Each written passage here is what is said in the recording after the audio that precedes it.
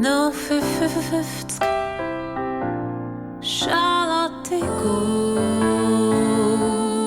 Die Nacht ist schon lang vorbei und der Morgen, wo ich komme, ist schiller aufs Display vom Wecker, müde und nervös, was ich bin.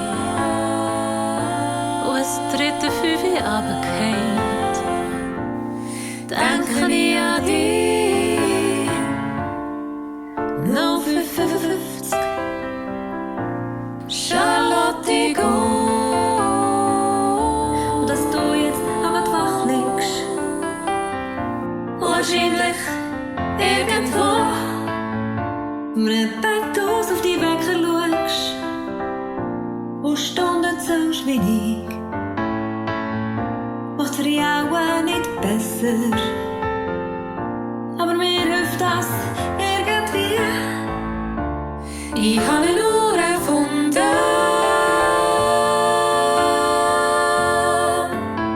wo gängt nach 2 Stunden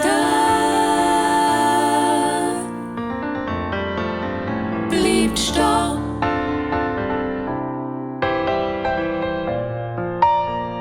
Bleibt stehen.